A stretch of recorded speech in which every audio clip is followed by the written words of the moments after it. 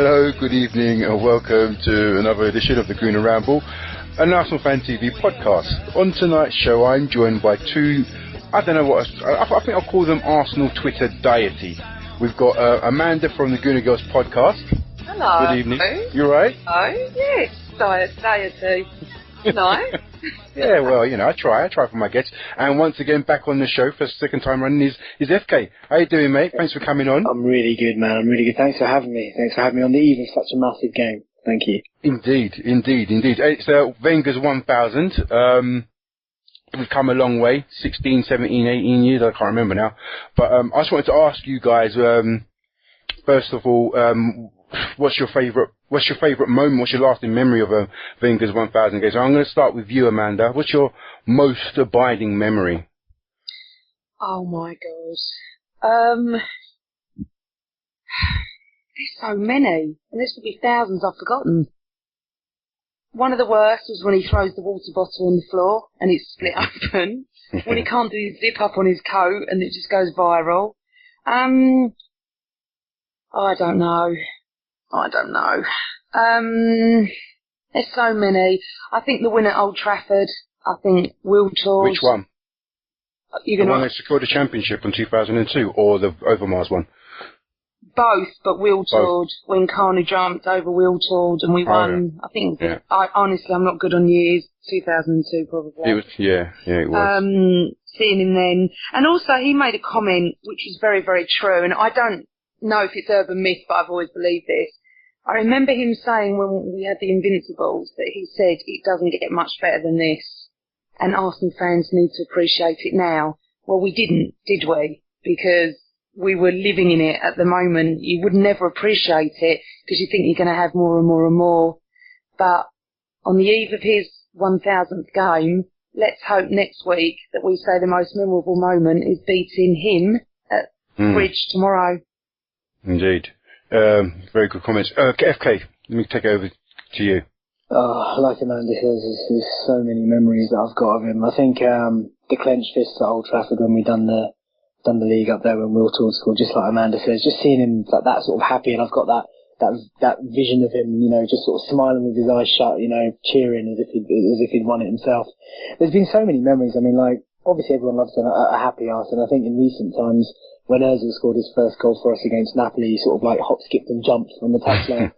Because he's so much older now than what he was when he first joined us, it was quite an amusing sight. But, you know, he's had his equal share of bad stuff as well. I mean, one of the images that will always be in my head is, I think we lost to Liverpool in the pouring rain. And the papers, this was, I think, the start of last season, and the papers made out as if, you know, he was going to be on his way out, and there was a picture of him absolutely soaked with his face in his hands. There was the whole why do you look at me in the press conference. I'll always remember that. The zipper's always obviously quite funny. Yeah.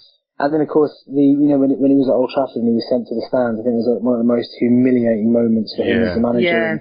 Yeah. And actually, even I know you've asked for your most memorable moments, but that will always stick with me for the wrong reasons.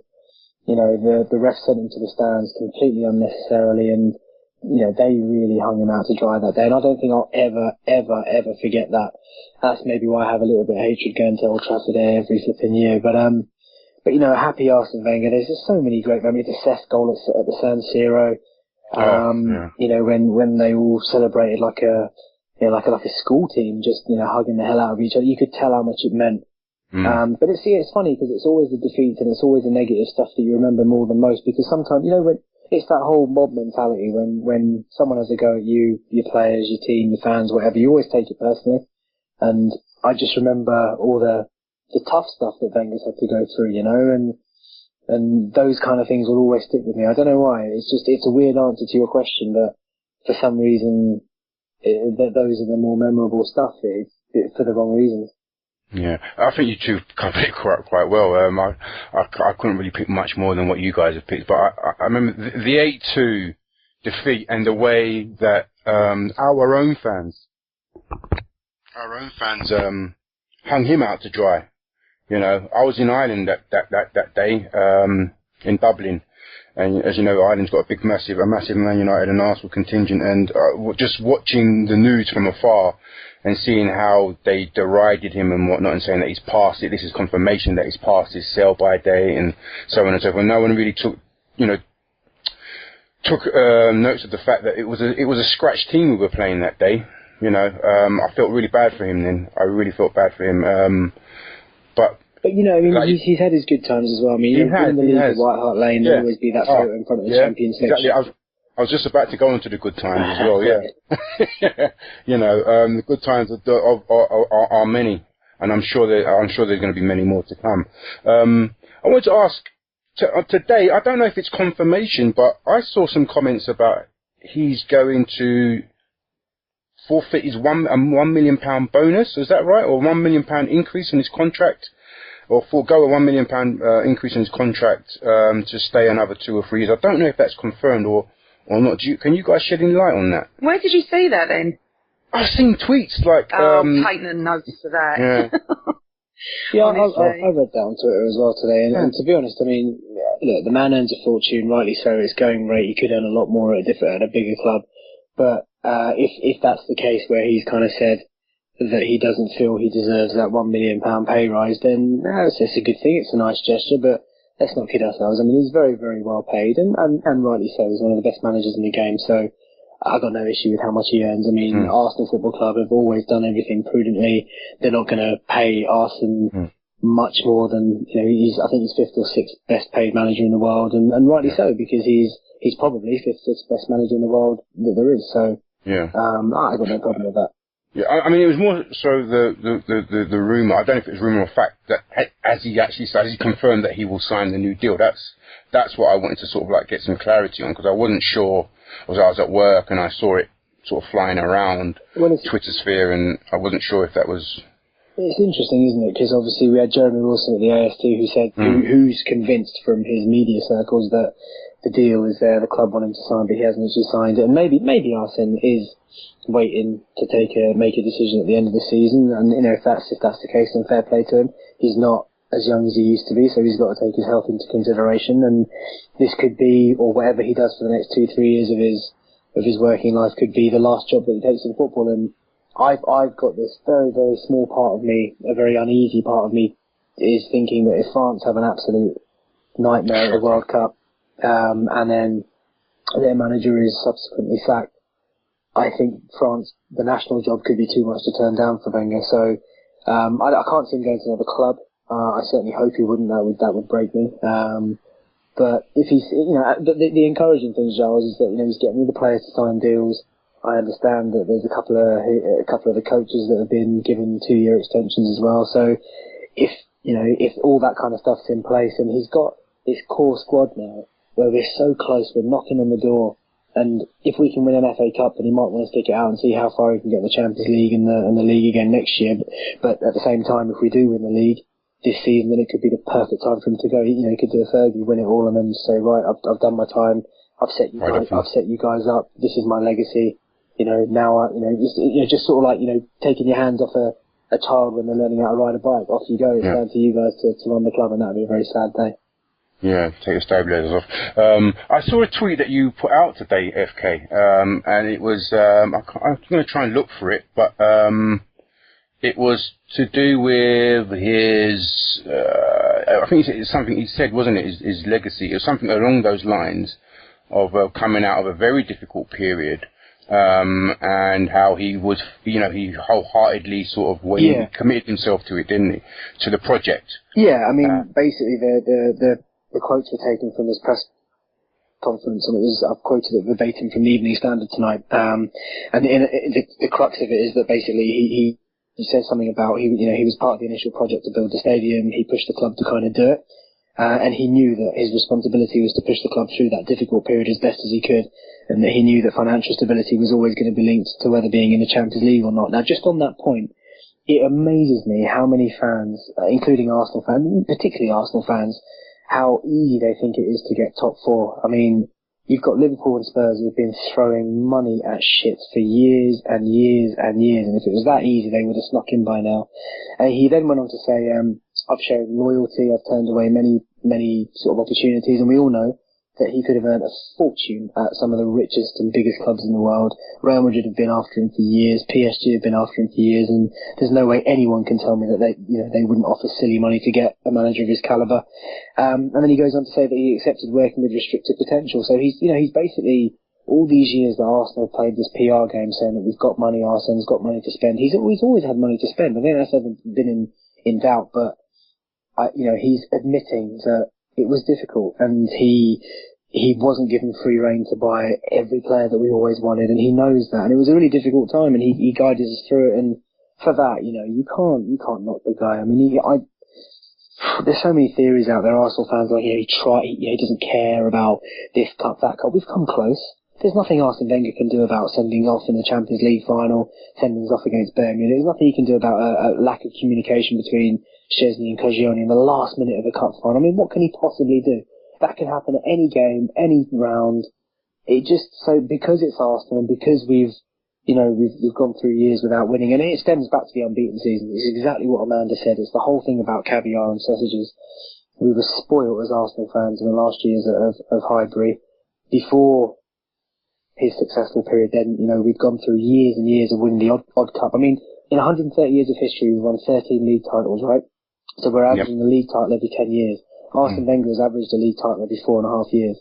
And, when you think about that kind of stuff, you think, well, he's achieved more in his time here than that's proportional in the time of our history. And there is a reason behind everything that's happened. And for me, he's just a brilliant, brilliant manager. But that's what he said today in his press conference. I think it's just nice that he came out and said that times were tough. He came out and said that fourth was never a trophy. And he came out and said that he's turned opportunities down because he wanted to be loyal, and you can't have anything but respect for that. Amanda? Yep. Go ahead, Amanda. No, I'm listening. Oh, sorry. It's unusual for me just to listen. Yeah. Listen, I tweeted that we've got to stop all this arson in, arson out stuff. It's all about winning tomorrow 3 points and celebrating his 1,000th game.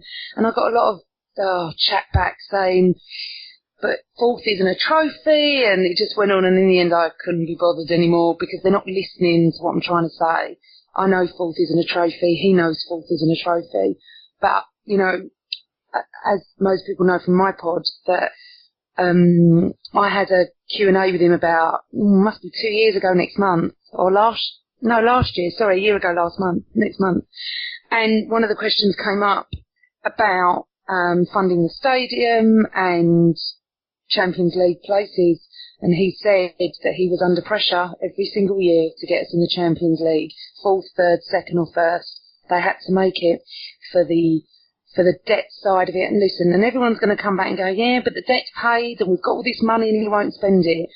I'm not as pro Arsenal as FK you are, but I appreciate everything he's done for us. I appreciate what he's brought to the club, how he's completely changed us. Because we had, the years were getting better, FK, during the late 80s, because obviously we had George Graham, we had a really good solid foundation with the defence. He came into that defence. We'd won at Anfield. We'd won previous, the odd League Cup. I know what you're saying. It wasn't a lot, but it was a lot for us because we hadn't won for ages.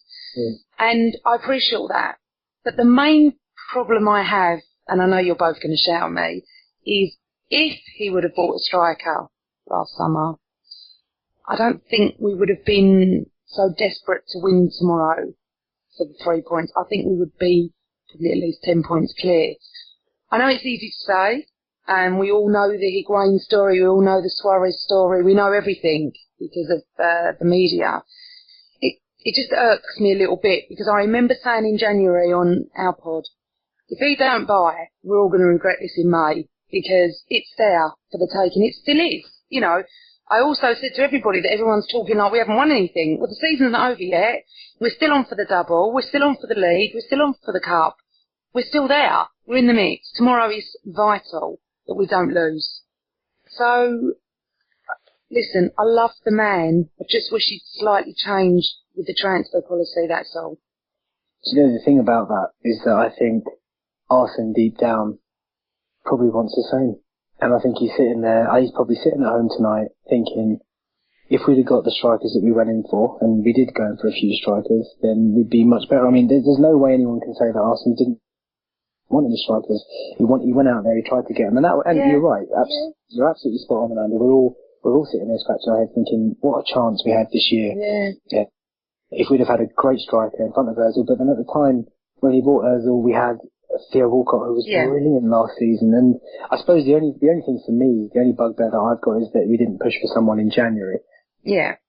I think, he's perfectly justified to bring in Ozil and keep faith in the Ox before he got injured, Podolski and obviously Walcott before he got injured. But January was the killer for me. But you know what? That's why I go to Arsenal on a Saturday and Arsenal's paid the millions of pounds, because I'm sure he went in for players and the club knew it was there for the taking. But it's like everybody says, I mean, who realistically could you have got in January in World Cup year that would have come sort of... No, I know. But it wasn't January FK, it was last summer. Yeah, no, I know. And I spoke about it every week on our pod. Yeah, this is true. But we also had a chance this January to go out and get someone. And the other thing is that even if we'd have bought a striker, you look at City, you spent an absolute fortune, not last summer, the summer before. And yet United went out and won the league. And it's just, there's no guarantee. I mean, don't get me wrong, I'm going to be much stronger with a better striker in our squad, but it wouldn't have guaranteed us anything. No, I agree. That's the only caveat. And the only thing we have as well is the fact that we didn't know Ramsey was going to be out. It's over 3 months now. Yeah, we didn't know completely. Gutted for Ozil. I mean, we don't know how long he's going to be out for. That's going to be quiet. But we don't. Ramsey, Theo, dramatic. But look where we are without them. We're doing amazing. And I think sometimes fans need to appreciate what we are missing in that medical room. I've been reading that, the forgotten man, Diaby, could be back in a few weeks. If he could add another dimension to us when we need him. April could be wonderful for us or not. We don't know. No one knows anything. All we know is that our manager is celebrating 1,000 games tomorrow. And that is phenomenal in itself. And I've seen I retweeted something about 10 minutes ago about a Tottenham fan saying that he changed football, and I think he doesn't get the appreciation sometimes that he deserves. And as I've always said, I'm not an AKB and I'm not an AWOB. I'm not either. I'm what's best for the club, and I support him, the team, and everything. And I do believe he loves Arsenal to pieces. And I don't know if either of you heard Talk Sport tonight. Pat Rice was on it. Pat Rice, I heard that. Did you see how defensive he was of Wenger? Because Durham was trying, it was polite, Durham, for him. Durham was trying to dig a little bit, and Rice wasn't having it. And I love that. He's still, and he said to him, you're talking like we haven't won at the bridge yesterday. We haven't even started. You don't go to the bridge thinking you've lost. He wasn't he? He was so passionate, Pat Rice. Yeah, and he was defending him to the hilt, which was lovely to hear. And he said, don't you think, he wants to buy the players, And exactly. I think, no, I agree with you. I'm not saying he doesn't. But I just think that it's all to play for still. And people are talking like it's over because we didn't buy a striker. Well, we don't know yet. We need to talk about that mid-May. We don't know anything yet. We've got to a semi-final of an FA Cup. We're third in the league, aren't we, with a game in hand? And people are still moaning. Feel me. You know what it is? It's just the sheer desperation and thirst for a trophy, and I understand that. I really do. I'm as frustrated as the next man about not winning trophies, but sometimes you just have to, you got to take a step back, have a little bit of perspective, and just look at the economics involved. Football's evolved, football's changed, the landscape has changed, our competitors have just become fiercely rich, and we're beginning to get to that situation where we can go out and afford an Ozil type player every window, but the reality is that in recent years, we just haven't had that luxury. And, everyone keeps, and when I say that on Twitter, people keep coming back to me with, oh yeah, but Wenger bought Jorginho and Wenger bought Bentner. Well, every club has bought their fair share of shit players. The only reason why we've had to suffer is because the Cities, the Chelseas and the Uniteds have been able to replace these shit players with ease and expensive players. We've not had that bonus. We've had to wait for contracts to run out. We've had to force them out on loan like Denilson. We've had to just wait until they've gone, whereas City can just write off a Santa Cruz, a Robinho, an Adebayor. City is still paying Adebayor ridiculous wages and he's not played for them for over 2 years. But, United, they just write off Forlan, Veron, Chelsea, so many. I mean, Chelsea, they're letting players go and then they're buying them for 20 million back again. There's got to be a point where you sit back and think, alright, there's nothing you can do about that, but until now. Everyone always said that 2013, 2014, the year we started generating massive, massive money, the year that we can go out, clear all the deadwood and go out and buy players, and we're at that situation now. Let's not write him off. Just give him, and like you say, Amanda, you're spot on. We could finish this season as FA Cup winners, as even double winners. I mean, I'm dreaming here, but it's possible, Giles. Do you know what I mean? It is. Yeah. Everything is still possible. Until, my ex is singing, it's not over. I always say... Don't talk about my wife like that.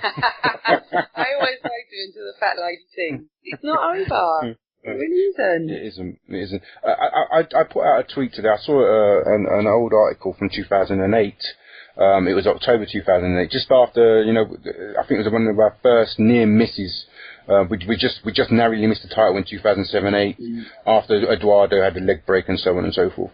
And Wenger was talking about the landscape changing and how teams like, this is before City got their money from Qatar. Yeah. You're saying that Man United, Chelsea, Liverpool, they're all coming up, or they're all there. Liverpool are making strides, and he likened our situation to that of racing against Usain Bolt in 100 meters.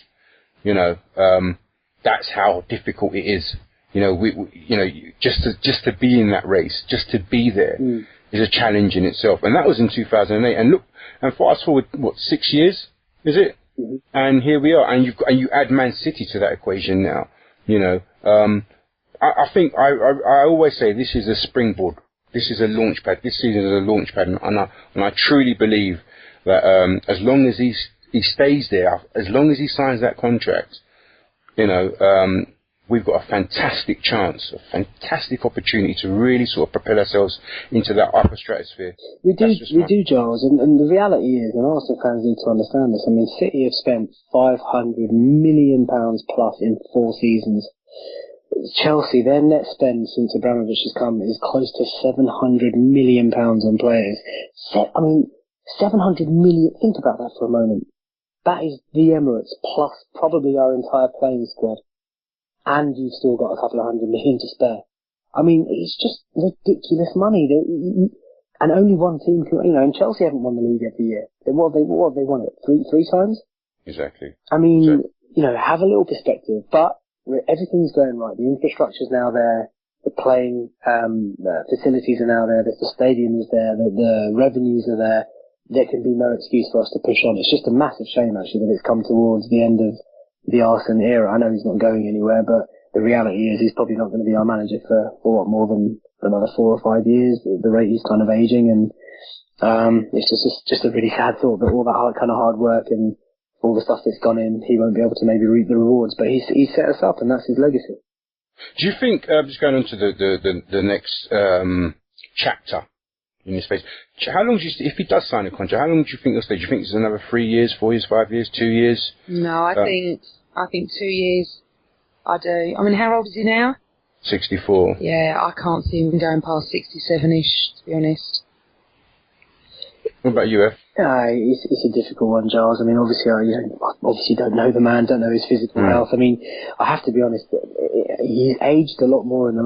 Sorry, this is going to sound weird. He seems like he's not aged very well in the last 2-3 years. Like, he's looking quite... gaunt. Sort of pale and more wrinkly and weaker, just a weaker gaunt. Exactly that word. So like Amanda, I can't see him going on for 4 or 5 years. That said, for me, like Amanda said, I'm a big fan, and I would love for him to stay at Arsenal as long as he feels the passion for the club, as long as he feels the love for the game, which no doubt he probably will, and as long as he's in good health. And realistically, we're probably looking at another 2-3 seasons, I think. then it'll be time to pass the mantle on to somebody else. I wanted to ask, do you think the club are making contingency plans for when he does decide that, he's had enough? Well, I'm going to go with you, Amanda, then come back to F. No, I don't think they have. I don't think they're thinking anything past him signing his contract, to be honest. I think he's a man of his word. I think if he said he'd sign it, as I said in the AFTV meeting the other night, I still think he's already signed it. And if he hasn't actually put the pen to paper, he's actually signed it in his head, and he doesn't need to deal with it. I also think that he'll have a massive say. He'll do a Fergie. It'll be exactly the same. Do you think that's a good idea? I do from our point of view, because Wenger is very different to Fergie. I do. I actually do. I don't want Wenger to leave us completely. I'd like him to be a little bit upstairs and a little bit of help, because I think he's that sort of man. I mean, you watch SAF in the director's box, and alright, we're only catching it a couple of seconds on TV, and they could be picking out, but every time you see him, his face is like thunder.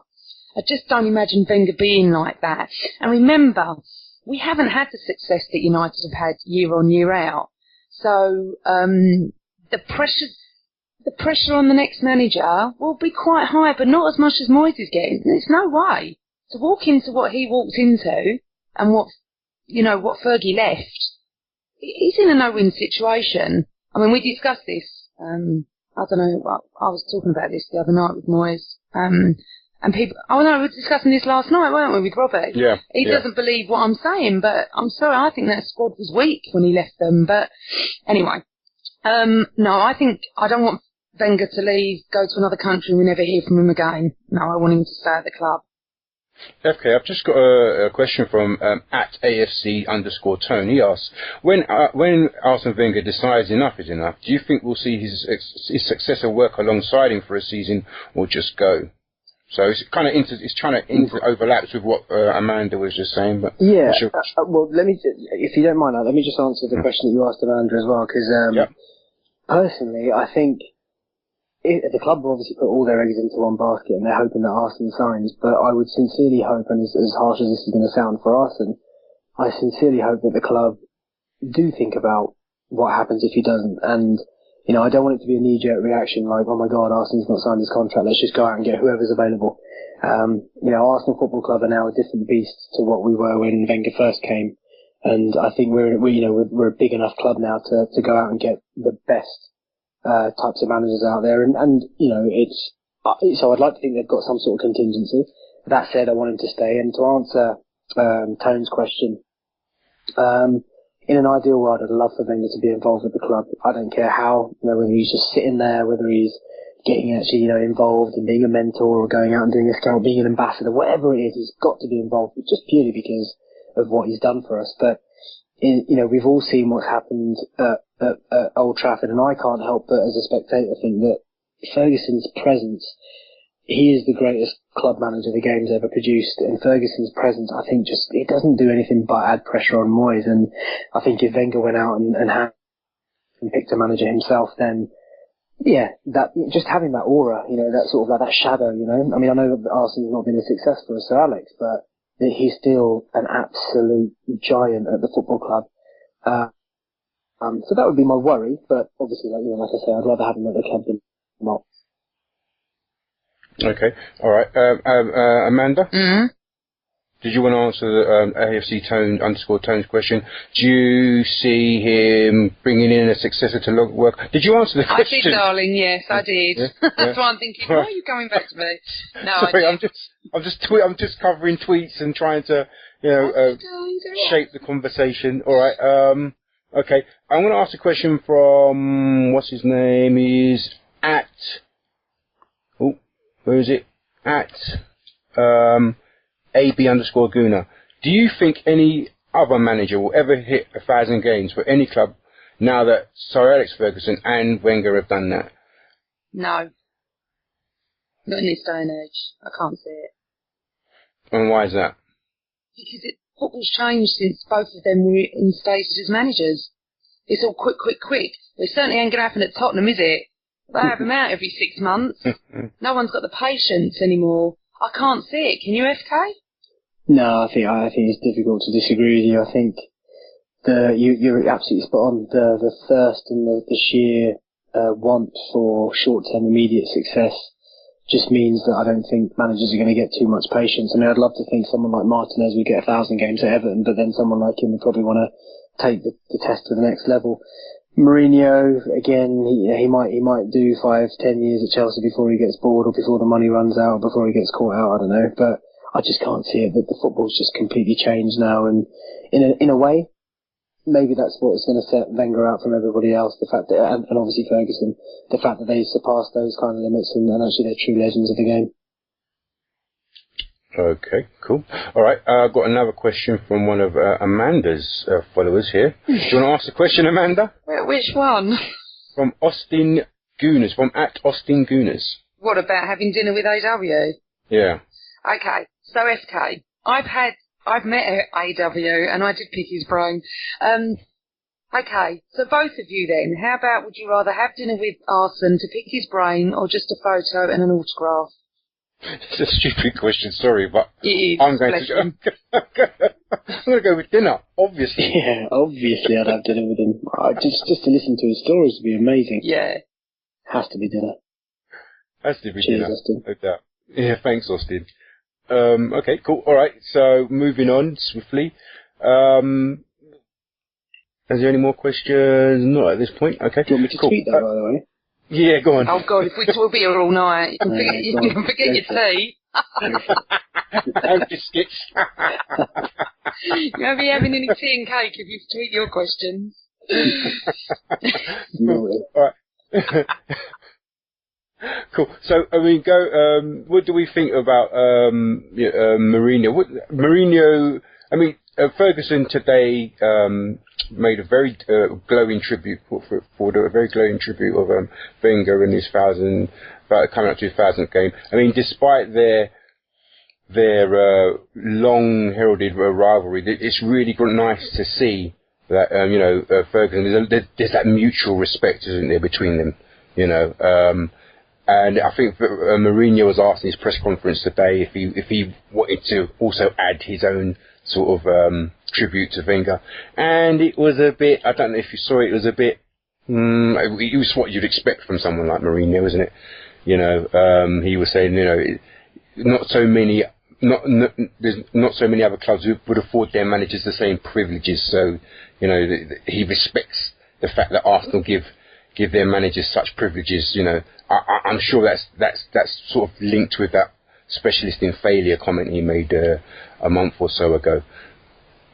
Well, I want to ask you, how do you think he's viewed in the game, Amanda? How do you think? What do you think Wenger's reputation is in the game? I think he's admired by the people that appreciate him. You only have to see someone like who I think could be his successor is Martinez. I've got a lot of time for him.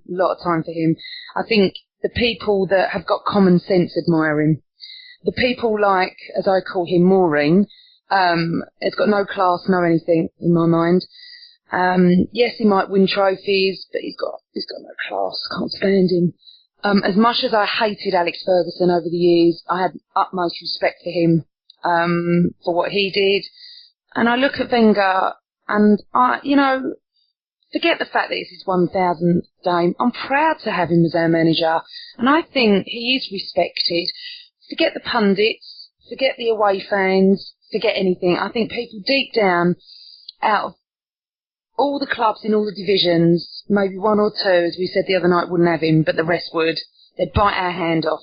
And this is what worries me with all these Arsene Wenger out brigade. They don't realise what they're doing, to be honest.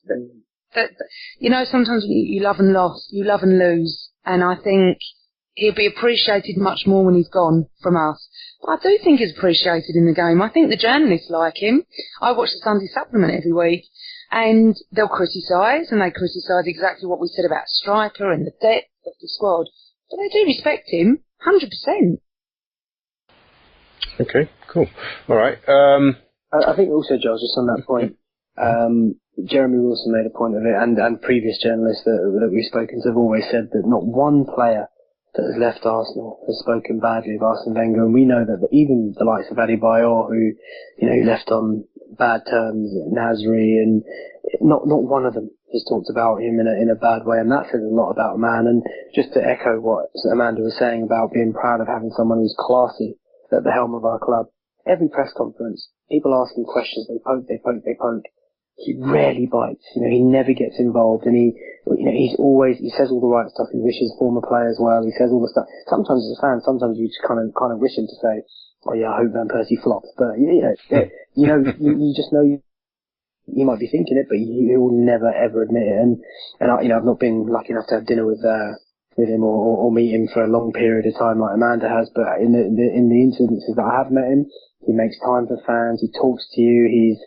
He's just an absolute gentleman, and like Amanda says, bar Chelsea, because they seem to have this weird affiliation with Mourinho, even though they sacked him and wanted him out years ago. Every single other manager, every single other club, in England and possibly around the world would want Wenger in control. Simple as that, and that is the biggest testament right there. Yeah, Amanda, you said last night that he makes you feel at home. He mesmerizes you. He has this ability, doesn't he, to make you feel that you're you're very special. No, I said that when I met him, I was mesmerised. I sort of got hypnotised a little bit by him, because I was in the front row just thinking, Arsene Wenger's opposite me and I'm talking football with Arsene Wenger, and it went on for about an hour, and I thought, well, we'll never forget that night. Forget Anfield, that was the best night of my life. This had to be the second best footballing night of my life. He has got a way, he has got a charisma. He's actually very, very funny. He was hilarious that night, off the cuff, very quick. Funny what you were saying, FK, before, but he's very thin and he's very gaunt. He's even thinner than you think. I was quite shocked when I saw him. So I think a couple of years, and I think he'll know his time's up. Don't know how he's going to cope. Because as Pat Rice says, he eats, sleeps, breathes football. He really does. And he is obsessed with our club. So he would never do anything to harm our club. Yes, we've had the 6-1s, the 5-3s, the 8-2s, but we've also had some amazing times. And, I mean, one of the things we didn't talk about was the 4 goals that Sharvin scored at Anfield that night. I was just phenomenal. I mean, there's so many wonderful things that we keep forgetting that I've forgotten over the years. So he's a mesmerizer. I think he's classy. I think he's a gentleman. I think he's got respect. I think he is a businessman. Yes, he's picking up 6-7 million quid a year. It's not hard to do that, but the pressure that man is under 24 hours a day, he deserves that money. And I did say last night, Amanda, that, he made the commitment, we all know that, but there must have been times he must have looked himself squarely in the mirror and thought, how much of this is it going to take out of me? Because he really has been through some depths, hasn't he? He must have done it. It doesn't matter if you're a CEO of Apple or wherever, or Microsoft or whatever, or Facebook. There's going to be moments where you look yourself in your mirror and you have to challenge yourself. You challenge your doubts challenge you. And money isn't everything, is it, FK? No, absolutely not. It totally isn't. We just saying I'm running out of superlatives, sort of kind of describe. And actually, the more we talk about Arsenal, and actually all the stuff that's been going on this week about Wenger 1000 and talking about the next few seasons or whatever, it has been a bit of just an alarm bell to the system, and a bit of a shock to the system, because I've never really thought about what would happen once he does go and once he does retire, and it's just a sad thought. And I think actually the shame, what you touched upon about fans turning on him, Jeremy Wilson again mentioned at AST, sorry to keep mentioning that, listeners, but we had the AST meeting this week, and Jeremy was there from the Telegraph giving us some insight about Arsene, but it was interesting that he mentioned that Arsene has recognised, particularly in recent seasons, how some fans have turned on him. I certainly remember, I can't remember the last time we sang One Arsene Wenger at a game. I mean, it's maybe happened once or twice, but from it happening every game to once or twice a season, he takes notice of that. Arsenal are very, very sharp on social media. They follow people like you wouldn't believe. There are players out there with egg profiles. I know one player out there with an egg profile, and these things go noticed. And actually, the sad thing about it all for me is that the longer he goes on not winning a trophy, hopefully that'll come to an end this season, but he's kind of tarnishing his own empire, his own fortress, his own legacy. And there will be some fans, not me, and not the majority of us, but there'll be some fans who will remember him for the last 8 years rather than the 17, 18 years in total, So I didn't completely deviate from your question, Giles, but it's just having a bit of a moment, really. Right. We all have. We all will. Okay. Let's go back to some more tweets here. Just take a few more. Amanda, have you got any tweets? I've got one. Go on. Something I was larking around with. This is Block 5 Gooner, who I tweet quite a lot. But if Wenger's career was a film, who'd act him? What does that mean? Who'd be him? Probably who'd act his role, isn't it? Who'd act as Wenger? What a question. I've got one. I can't think of his name though. God. God. What about that guy from Jean Reno? No, Jean. The guy, oh, blimey. He was in Ronin alongside Robert De Niro. He's French. And he was a hitman in that film. Jean Reno, yeah, it was him. Yeah, that's him. He was in Leon. Leon as well. Yeah, no, yeah, Leon. I wouldn't go for French in that. What I was thinking of? You're going to laugh at this one. I think someone who's classy and who's got humour, I would put him as Samuel L. Jackson. And that's just what came to my mind. Just someone like that. Someone old like Morgan Freeman, yeah. Yeah, that makes a lot of sense to me. I don't know. It's a difficult one. He's brilliant. I'll tell you what, though, I don't know if you guys have seen Moneyball, the film with Brad Pitt as Billy Bean. Billy Bean, yeah, incredible film, and that film always reminds me of Arsenal, so let's go for Brad Pitt. No, not Brad Pitt.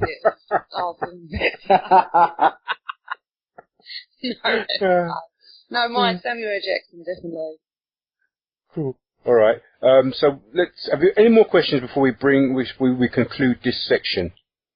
Well, I've got a couple of funny ones, but we're not going to answer Sure. these. No. I've seen one. Yeah. Yeah, no. I do have some straight people that message me. All right. So that ends that section of the podcast. Second half, we'll bring in our Chelsea fan, our Chelsea guest. That's at Frankie44.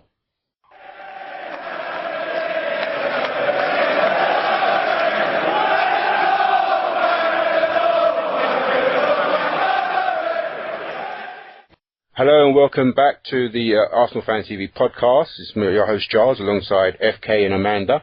We've got our Chelsea guest tonight. His name is Frankie. Your Skype handle is at Frankie. That's double E44, isn't it, Frankie? Yes, it is. Yeah, that's my Twitter handle. Great to have you on, Frankie. Thanks. All right, so we've got the big one against you tomorrow. It's part of the. I don't like calling it the death run. That's what Arsenal fans seem to have termed it. I'm going to call it. I like to call it the March Madness. So, big game at your house tomorrow. How have you seen Chelsea's season progress so far? I'll say better, much better than expected, really. We all knew Mourinho came back, and everyone, the media, rival fans kept telling us, "Oh, you've got Mourinho back, and you'll win the title in no worries." And I actually thought last season our team wasn't very good. It was alright, but not very good. I thought, no, he needs at least a season to get this team sorted out and get a few people out and get a few people in. So I'm surprised we're sitting at the top. But now we're there. I'm starting to believe that we can actually do it. Hoping Man City drop a few points. As for tomorrow, I would say I'm expecting a win. It's Arsenal at home, and generally we do quite well recently anyway. So I'd say, my prediction would have been that 2-1. I know Willian and Ramirez are suspended, so I'm expecting He does this for the big games anyway. Start Louis in midfield, so I'm expecting him to come in, no problem. And probably Schürrle up front to replace Ramirez. It's just a question of whether he goes with Torres or Eto'o, I suppose. Okay, cool. What do you think? Or what do you make of Mourinho's comments that you guys are the little horses in the championship race? Title. So he's been saying that for the last how many months? And I mean, do you believe it? I mean, absolutely not. No. I mean, the media and rival fans and whatnot have been making a much bigger deal of it, and then we tend to just ignore him when he starts his psychobabble and mind games and whatnot. We just tend to ignore it. I know for a fact that he's not telling his own players that we aren't capable of winning the title. I know that for a fact, so I don't believe it. It's just whatever you want to call it, mind games, Jose's, whatever it is that he's doing. So no, I don't believe it. So yeah. As for his little, I'm going to call it beef with Wenger, that's just, I don't know. That's just Mourinho, I suppose. Okay. Amanda? Frankie knows what I think about Mourinho. I think he's... Right, Frankie, I'm going to tell you what I think. I think he's classless. I think he doesn't have any dignity. I don't think he cares, to be honest. He certainly wouldn't care what I think. He hasn't got any respect, and it's a shame, really, because he has achieved great things at your club, and he did change it around for you, and I did think he was a good manager the first time around, but I just don't get why he has to be so disrespectful, to be honest. I mean, Ferguson and Wenger had always had mind games, but Ferguson wouldn't stoop as low as the two things he said, about the voyeur and about the, what was this, the latest one? It's gone out of my head. Specialist in failure. There's a level you don't cross as a professional manager, and he's crossed it, so that's how I feel. Well, to be, if I could just answer that, but to be fair, the first comment that he made, about 10 years ago almost, the voyeur comment, yeah, okay, that was probably bang out of order, and to be fair, he realised that and apologised for it, and Wenger accepted that, as far as I know. The latest one, I don't agree with Amanda. I think if Wenger hadn't said that Mourinho was, I know Wenger tried to make out that he wasn't talking about Mourinho, that's bollock. He was clearly talking about Mourinho, and he said that he was scared of failure, and the journalists, they put that to Mourinho. Later on, they said, Wenger said this about you, what do you think about it? And he said, well, he should know. He's the one that hasn't won anything. He's a specialist in failure. I saw absolutely nothing wrong with it. I thought he was hilarious. And that's that. I knew Frankie, actually what he said was, he was asked, because Chelsea, City, everyone was saying, we can't win the league. And he was asked, why do you think teams are saying that? And he said, because their fear of failure. And he wasn't actually directing it at Mourinho. He was directing it at 2 or 3. Because Brendan Rodgers said the same thing. Now, the point is, it's taken out of context. And Mourinho has gone in like a dog and gone, he's a specialist in failure. He didn't need to do that, did he? That's the point. And it does get twisted. You know what journalists are like. He came out like a 16-year-old petulant boy and did not show any class. I understand you're going to stand for your manager. I get that. Many a times Wenger said things and I think, for God's sake, why have you said that? But it was twisted slightly. He was asked a question. He answered it. And then your manager comes out and goes, well, he knows he's a specialist in failure. Well, you know what? He's not a specialist in failure, and that is a disgusting comment to make. And unfortunately, it's all going to be about that tomorrow. If we win, that'll be rammed down your manager's throat. If you win, it'll be proved that he was a specialist. If you watch the headlines, the fact is our manager's coming to the bridge with 1,000 games, 999 under his belt by tomorrow, will be overlooked at the end. So my point is, Frankie, it's not as cut and dried as you're talking about Mourinho, and Mourinho answered. I agree. Look, Mourinho, everyone knows Mourinho is, brash and very to the point. Everyone knows that. Wenger probably knew that himself. I don't agree that he wasn't talking about Mourinho, because as far as I know, Pellegrini hasn't said that Man City can't win the title. He's been saying all along that they can.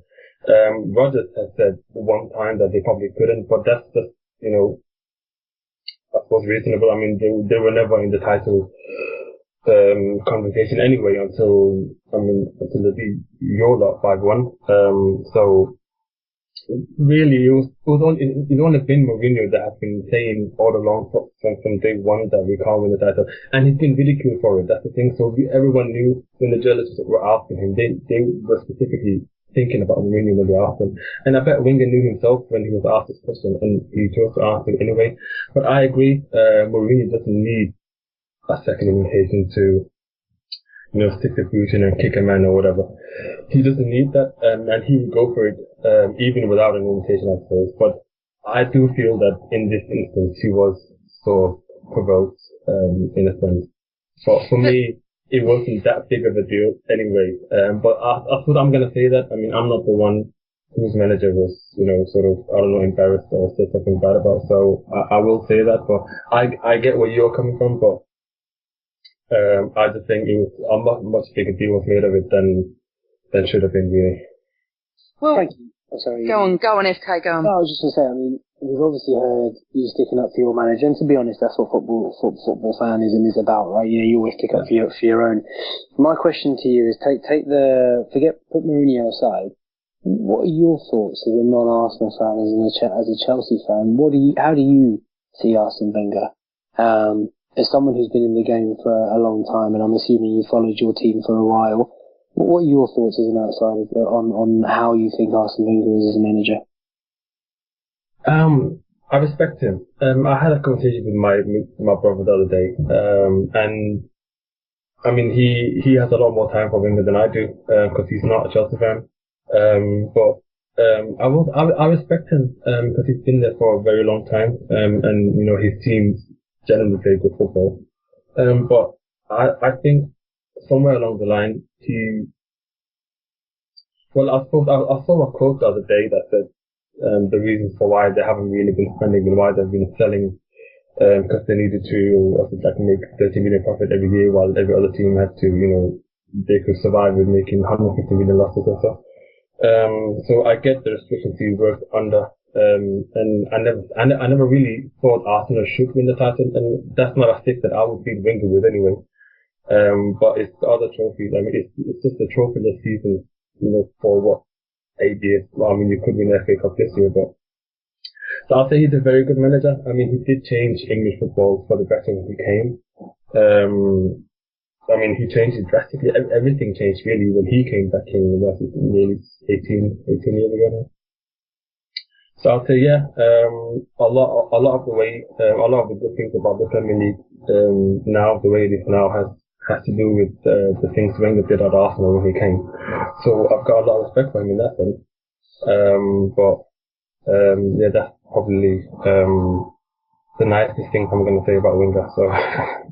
No, hey, listen, what you've said is actually really quite interesting because not only have you stressed that he has changed English football and that he's a gentleman and that he's a good manager, and you've got a lot of respect for him, and for you to have a lot of respect for the manager of a rival club is that kind of says all you need to know really. So honestly, I'm really pleased with that answer. I mean, Mourinho he's a brilliant manager, tactically very astute, but as a man, no respect whatsoever. And you would expect Arsenal fans to say that, but like Amanda said about Sir Alex Ferguson, hated him as a manager because he was always so successful, but I completely respected him because he's just a natural born winner. Yeah. He did a couple of things that were probably classless with hindsight, but on the whole, even now he's just got such a good aura and reputation about him, and that says a lot about the man. And when Mourinho goes, like when he was first sacked, no one really talked about it. It was like, he went, he had his time, he won checkbook manager, won all the trophies, won all of this, that, and the other, bought the best players, but did he really do anything outstandingly special at Chelsea? Probably not. But I think a lot of people will remember Wenger for the right reasons. Yes, I agree. It will be strange to see what is going to happen to Arsenal when he does eventually leave. But I will say this about Mourinho, that's just the way he is. I mean, everyone knew when he came back the second time what he was like because we've seen him firsthand the first time. So everyone knew, and it baffles me really that everyone acts so surprised at when he says something slightly controversial or full-on controversial about someone or something. And everyone's like, oh, well, you know, why is he doing that for? This is so classic. Well, everyone knew what Mourinho was like. So it's not a surprise to anyone. It's not a surprise to me. I just close my eyes and ears every time. Like, I barely listen to his press conferences anymore. I mean, I just look out for the team news and that's it really. I've got no interest in his beef with this manager and that manager, and that doesn't interest me at all, so. Okay. Can I ask, we've got a question from @Chris_OKE1, and he says, thoughts on Jose Mourinho saying he has no strikers, with 60 million plus of strikers in the squad. Torres 60 million, Bar 7 million, Eto'o at 7 million a year. What's your thoughts on that, Frankie? Well, I'd like to just answer that with another question. I mean, how long does a player remain worth 50 million? I mean, we pretty much realized Torres wasn't worth 50 million, I mean, after what, 2 weeks. So I'll say we don't have 60 million. I mean, I know we paid that much about 3 years ago, but we don't have 60 million worth of strikers. I mean, we probably got a combined worth of 10 million, I think, with Bar being the 7 we paid for, and Torres being 0, and Eto'o probably being 2 million or something. So I'd say no, and I agree with Mourinho that between them, the numbers just aren't good enough. I'm surprised that he's not really giving Bar a shot. I mean, I would have had him as second striker ahead of Eto'o. But, I mean, I agree, we don't have the strikers to, at least not to pull in the numbers that we need to be comfortable, to comfortably say that we are among the favourites for the title or in the Champions League. I mean, you guys have Giroud, and he's not even a prolific striker, and he's putting in, 18 goals, 20 goals almost. And he put up similar numbers last year, so, and even he's not what you would consider a prolific striker anyway, and he's been out for a month when he was ill, and so, I mean, I agree, we don't have the strikers, but, which is again, this is why I'm surprised that we're there, but I think we rely too much, I mean, last year we relied too much on Juan Mata and Frank Lampard, and this season we rely way too much on Eden Hazard, so, I mean, call us a one-man team or two-man team after all the money we spent is slightly worrisome, but I mean, it is what it is, I suppose. You see, this is quite interesting, Giles, because we talked, before Frankie came on, Amanda and I talked about the disappointment of not getting a striker. Now, we all know that Chelsea, if they wanted to, they could quite easily just dismiss Torres, Eto'o, Demba Ba, whatever. And they've sat on the touchlines for a long time. They've got all the money in the world, and they found it difficult to go out and get a striker. And Mourinho was pleading with Abramovich publicly. You know, he was saying, we don't have a striker, we don't do this, we want Rooney, They couldn't get anyone. So, you know, it just shows, I mean, Chelsea were after a striker, we were after a striker, we just couldn't get it there. They're few and far between, and actually it's not just a problem that was exclusive to Arsenal. Can I just ask Frankie a question? Sorry. Yeah, how did you feel when Mata was sold to United? Did you understand it? Yes. If you had asked me that last time, I would have been no way, not happy then. I would have probably jumped off the roof or something. Because he was my favourite player at the club. And a lot of fans felt that he was the best player at the club. And not to mention that he's very humble and just an all-round nice guy. So everyone loves him. But seeing how the season panned out and what direction Mourinho wanted the team to go in, yeah, I understood. I mean, he's not the type of player to, I mean, the media kept banging on about he wouldn't track back, and he wouldn't be defensive, and why do you need a guy like that to be defensive? And I'm thinking it's not about tracking back and defending, it's like, you know, high pressing and intense pressing going forward, which is what, sort of, I'd say, Ox does for you lot, and Oscar and William does for us. So, and Mata isn't that kind of player. I mean, he went to Man United and they've just stuck him on the wing, and he's utterly useless there. And that's where he would have played for us. I mean, he could have played second fiddle with Oscar. I mean, Oscar does what Mourinho needs to do a lot better than Mata. So I understood. I was gutted that he went to United. I wanted him to go to, like, you know, PSG or Dortmund or whatever, but I didn't want him to go to United, but, you know, it is what it is. He hasn't done well. I was going to say, I wouldn't worry about it. It's not really doing much, is it? No, it's not. I found it utterly ruthless that he was your player of the season for 2 seasons in a row, wasn't he? Or was that right? Or, yeah, that's correct. That's true. Yeah. And he's just, completely coldly just cut him, sold him to Man United. Do you think that there was that cynical rumour that, he sold him to Man United at a time where Chelsea had already played Man United twice, and Man United will be playing Chelsea's main rivals with Mata in their team. Do you think there was an element of that in his thinking, or do you think it was just a case of, we need to balance the books, we've just brought in Matic and is it Salah or whatever his name is? Yeah, and it was a case of FFP balance the books. I think it's a bit of the latter, and a bit of just Mourinho wanting to be a bit fair with Mata, I suppose, because Mata wanted to be part of, still wants to be part of the World Cup squad. I don't think it's going to be in there, unfortunately. It's really sad, but and I think he just wanted to be a bit fair. And it's the same with Michael Essien, who spent a lot of time on it, and he just said, look, I'd like to leave. And Mourinho just said, look, I'd like to be fair with these guys, because he doesn't like them. And he doesn't want to see guys sitting on the bench that are not happy. But particularly in Mata's case, because he's too good to be on the bench.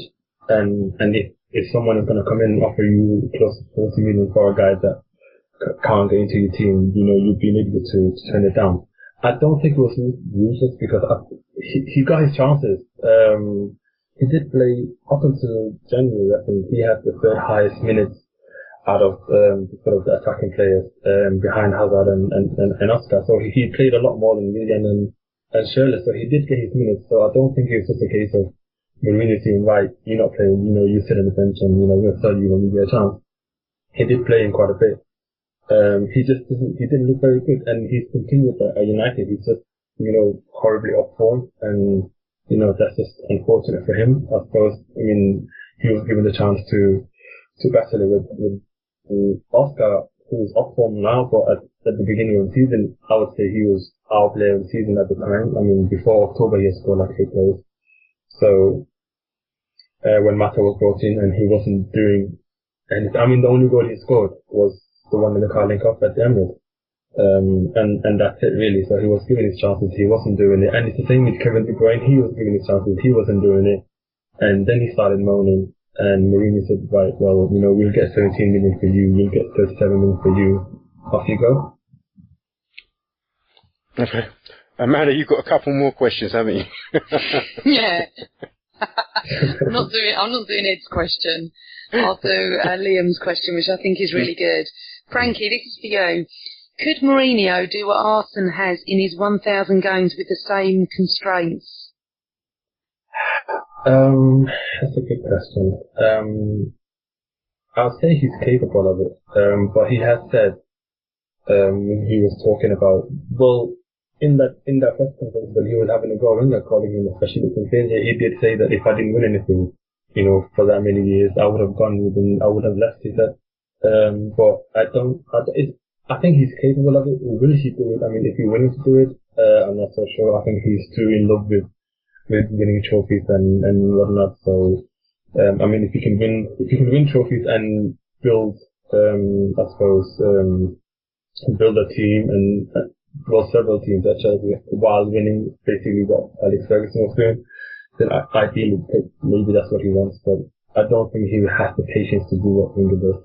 Yeah, but hold on, he's done it because he's had the money. That's what we're sort of getting at. Could he have done it with the constraints of the financial that Wenger has gone through? I don't think he would have stayed around, would he? No, I mean, he probably wouldn't. And that's probably a fair comment. He probably would have left on his own accord, or, I mean, it depends on what club, I suppose. If he was at Arsenal and he had at Arsenal what Wenger had, then maybe he would have lost patience. At any other club, he probably would have been sacked anyway, so. Okay, cool. Right, let's go on to, do you want to respond to that, Amanda, before we move on? No, I agree. I don't think he would have hung around. I think when he came into the sweet shop, bought what, like a kid in a sweet shop, had all the money he wanted, basically, bought what he wanted, and great. But what the question was trying to allude to was if he was in a position where he had financial constraint, would he have been as good as he is? You know, and as FK said in the game... I don't think he would have had the patience for it. No, he wouldn't have, because he's not Wenger. You know, he's not that sort of character. But what FK said is completely right, is that about the fact... Oh, God, I've lost my train of thought. What did FK say? I just lost my train of thought. I can't remember now. Sorry, it's gone. Cool. All right. Yeah. I mean, not only will he not have it, but he's never actually had that. Even at Porto, as Robbie was saying last night, even at Porto, they were the richest club in Portugal, weren't they? I mean, you know, it wasn't. It's not like he's ever been forced to work under. I think only once, and then he left the club. It's Setúbal or wherever it was, one of the early clubs that he managed, and I think he walked out or they sacked him. Has he ever actually had to manage under some sort of financial constraints? But other than that, he's always been at clubs where they've had, you know, the greater resources. I know what I was going to say now, sorry. FK said about the fact that he's tactically amazing, and he is. You know, I can't take that away from him. Yeah. Time and time again, his tactics are right. He's just got, in my eyes, no class. So. Okay. That leads me on to... That leads us nicely... I'm right, Frankie. You know I'm right.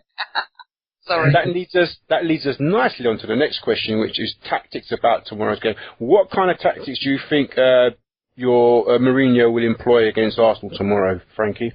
Well, I can tell you right now, he won't park the bus. I mean, as I said earlier, I think really it's just a question of who he wants to go with Eto'o and Torres. He tends to go with Eto'o at home and Torres away, so I'm guessing he'll go with Eto'o up front. I think it's just really going to be more of the same. I mean, 4-2-3-1 with Hazard, Oscar, and with Willian suspended, probably Shirley coming in. With Matic obviously being in there. I think he would have gone with David Luiz, and he does tend to go with Luiz in big games in midfield, and probably sacrifice Oscar for Ramirez up front. It's sort of more cautious defensive approach, but still good enough to attack properly. But with Willian suspended, and Ramirez suspended, he's probably going to put Luiz next to Matic and bring in Shirley. I mean, the back four stays the same with Aspie and Terry Cahill and Ivanovic. So, as far as the approach, I think it will be nothing like the other game at the Emirates, where it's just like, you could say he parked the bus. I sort of choose to believe he sort of went with a more defensive approach and said to Arsenal, it's you're at home, you come and attack us. Yeah, and we'll try and catch you out on the counter. Yeah. So I don't think he actually passed the bus back then, but that's what people said. I think it'll be more of a approach of the game at Liverpool, at Stamford Bridge when they came, and basically, overall, and then outplayed them at home. So it's going to be, like high pressing, high intense pressing. So I mean, if your back four is up for it, then great. If not, then you probably will concede a few goals somewhere. Okay. What do you think went wrong against Aston Villa? How do you think it will be rectified? It's difficult to put my finger on it. We've had a lot of games like that this season where we have a lot of the ball, and I mean, we started with Torres, and every time when we start with Torres, it's the same problem. If he doesn't make the runs, or if he does, he just gets in the way of Hazard and Oscar, and then so. I mean, we had a lot of the ball, didn't create too much, little cutting it, Villa just sat back, absorbed all the pressure, and really, I mean, I was angry at first when I was watching the game live, so I thought it was a dive that got Villa sent off. People say it wasn't. I choose to believe. I mean, it was very similar to the dive that Ramirez pulled that was from. I mean, little contact. I mean, he decided to go down on his own, but anyway, that got Willian sent off, and the game for me changed. And then, so I suppose that's probably where we lost it. And the rest said about the Ramirez sending off the better. So.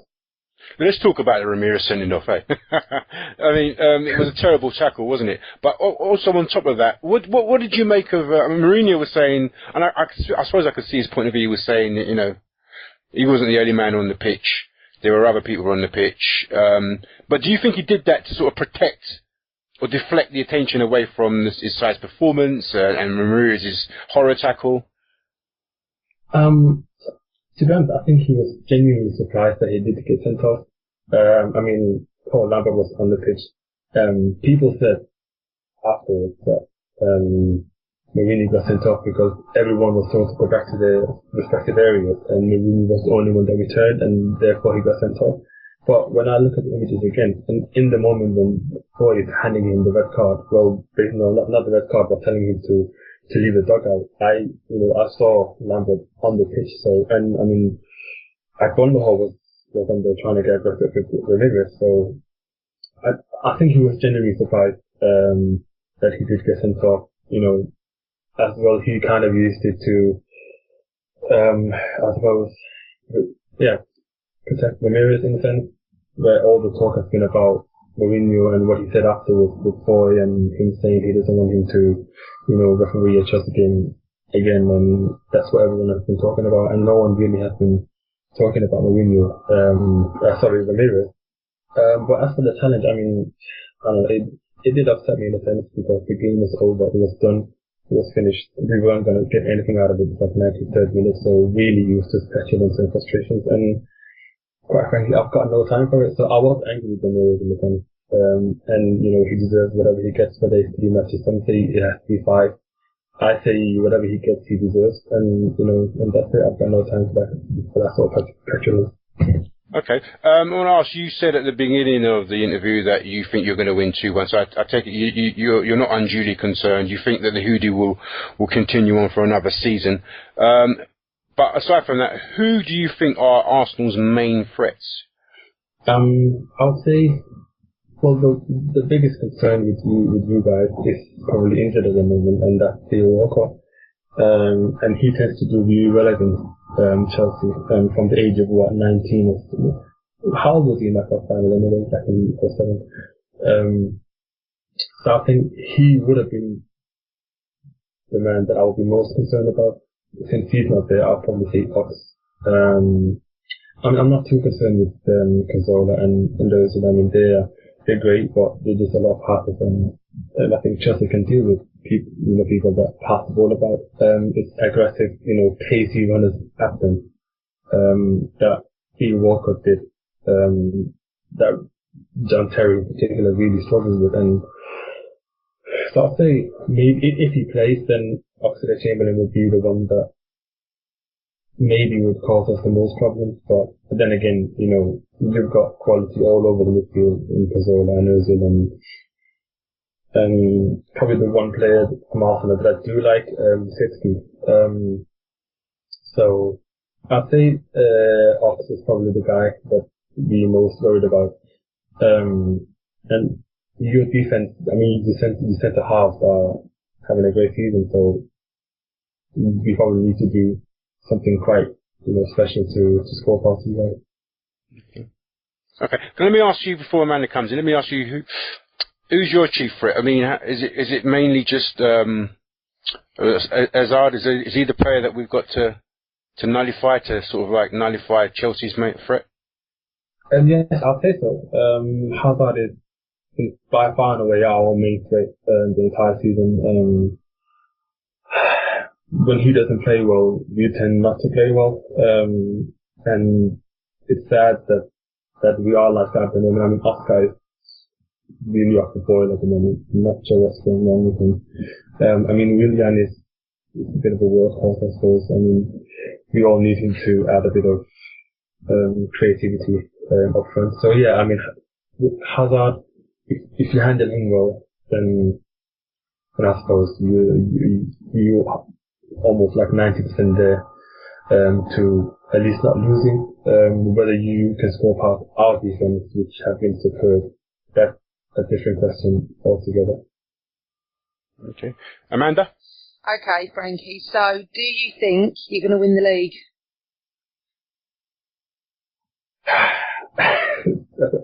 It's a tough question because a month ago I would have said no. Man City will probably kick into it and they'll probably nick it. At one point we were 9 points ahead of them. and I genuinely started to believe that we probably could do it. I still don't think we've got enough options to do it. But I mean, as long as we're sitting at the top, games in hand or not, I'll continue to believe that we can do it. And why not? I mean, if we win tomorrow, then the toughest game coming up is Anfield, and after that, I mean, other than that, I mean, we've got bottom 7 teams in the league. But having said that, we did lose to Villa, so I mean, who knows?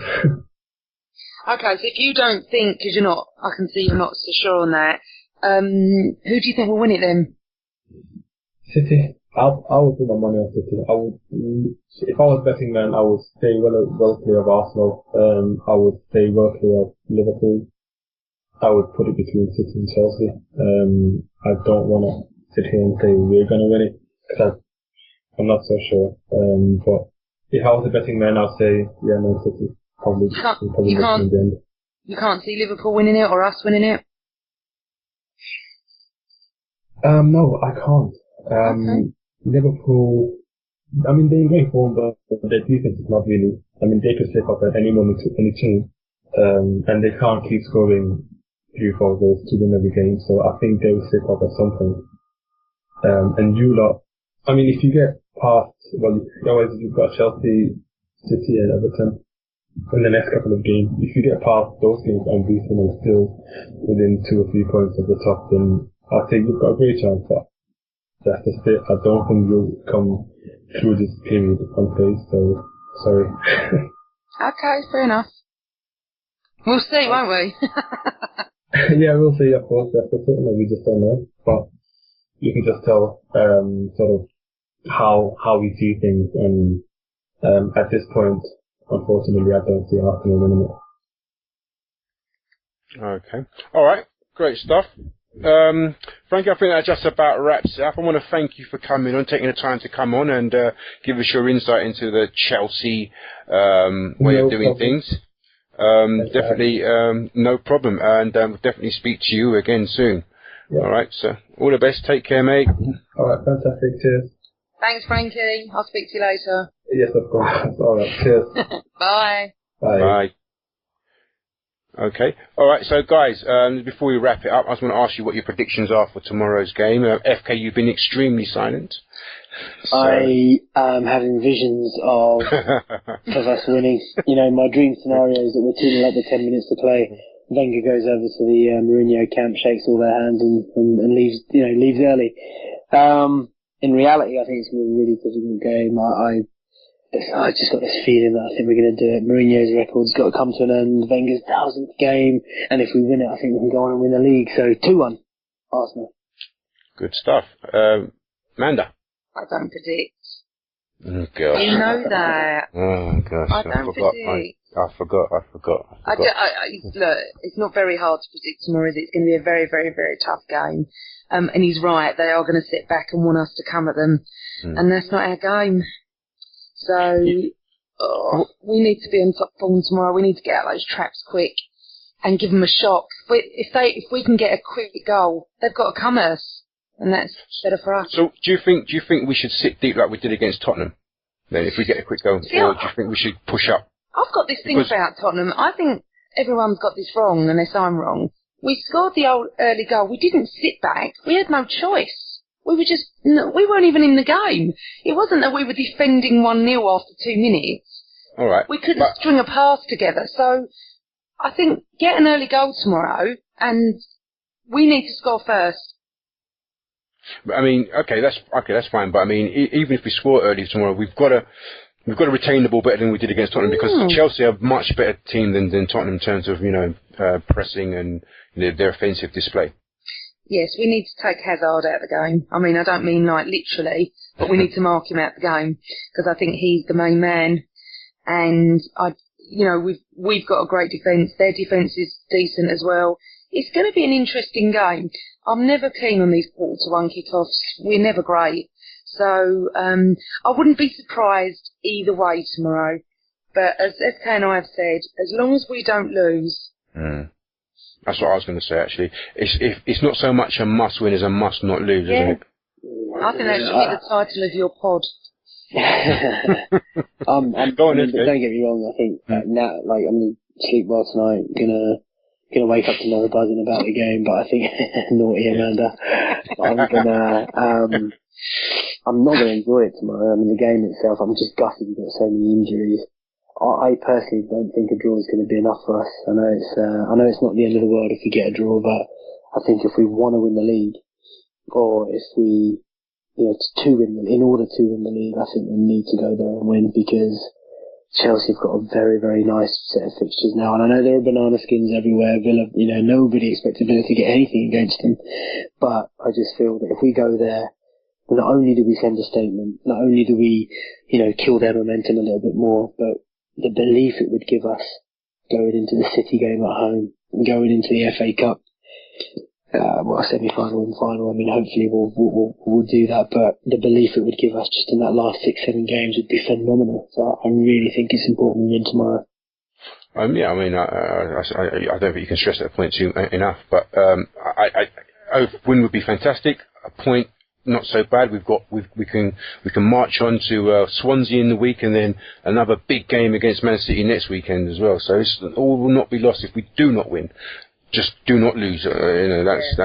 That's my feeling. I want to wrap it up now, guys. It's been a fantastic evening in your company. I'm so grateful to have Amanda on for the first time ever. We've been talking about this for so long, and we finally got you on, Amanda. How did you feel? How did you find it? Were we gentle with you? You were gentle. You were very good. Yeah. Well, FK is very good, isn't he? He's a smooth talker. He knows how to handle the situation. No, you guys are too kind, man. You guys are too kind. But I've really enjoyed it, and it's got my juices flowing for tomorrow. I was just about to say that, and I thought maybe we shouldn't. Yeah, I'll let you know how I get on. Good stuff. All right. I'll expect a WhatsApp tomorrow. All right, guys. Amanda, just before you go, did you manage to get a ticket? I actually didn't, and then I did very late tonight, and it was too late, so I refused it. And I have my lovely father coming round tomorrow to watch it. Oh, that should be fun. Completely and utterly negative. Just already I've warned him not to be negative because I can't take it. Bless him. But I'm watching it at home tomorrow. FK, you off there to support the boys, or? I'm not, I'm afraid. I have some things to take care of in the afternoon, but I'll be watching it at home on TV. I had tickets, but I had to...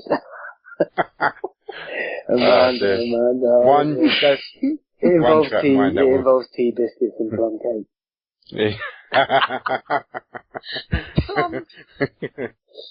Great stuff. All right then, guys. Listen, let's wrap it up. Let's get ourselves off. Well, I'm going to bed. Yeah. All right. Thanks again, guys. That's been a Good Ramble, an Arsenal Fan TV podcast. I've been Giles. That's been Amanda. Thank you. Good night. And that's been FK. Thank you and good night. Thank you.